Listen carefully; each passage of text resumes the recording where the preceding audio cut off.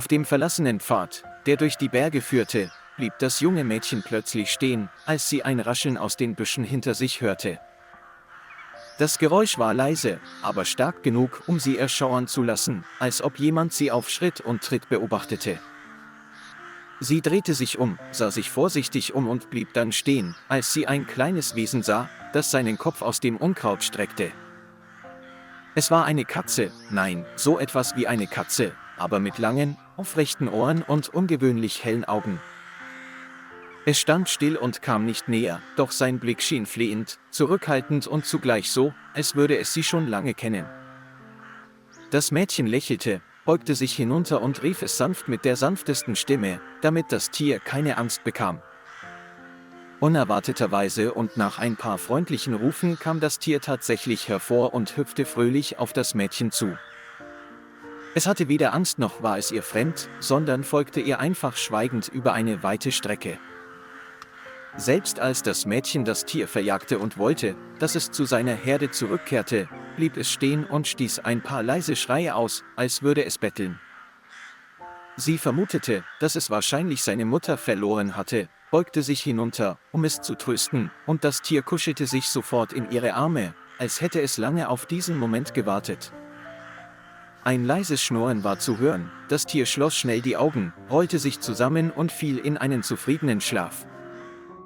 Also trug das Mädchen dieses seltsame Tier den ganzen Weg und brachte es wieder nach Hause. Nach weiteren Untersuchungen stellte ihre Familie fest, dass es sich um ein Luchsbaby handelte, ein wildes Tier, das normalerweise tief im Wald lebt. Es sah jedoch so süß und harmlos aus, dass sie beschlossen, es zu behalten und wie ein Familienmitglied zu pflegen. Das Mädchen machte ihm ein kleines Bett, fütterte ihn mit leckeren Mahlzeiten, brachte ihm bei, nicht zu kratzen, und spielte jeden Tag mit dem kleinen Luchs.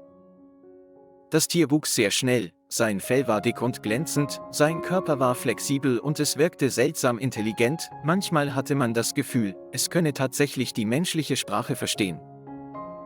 Obwohl er fast doppelt so groß ist wie ein Hund, ist der Luchs dennoch sanft neben seinem Besitzer und kuschelt sich gerne an ihn, wenn er tief und fest schläft. Jeder in der Stadt kannte diesen besonderen Rotluchs, aber niemand hatte Angst vor ihm, weil er noch nie jemandem etwas zuleide getan hatte. Im Laufe der Zeit wurde es von einem streunenden Wildtier zu einem unverzichtbaren Teil des Lebens der Familie des Mädchens.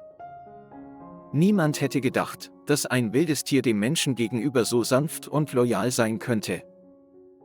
Mit Liebe und einer Chance kann selbst aus der wildesten Seele ein Freund fürs Leben werden.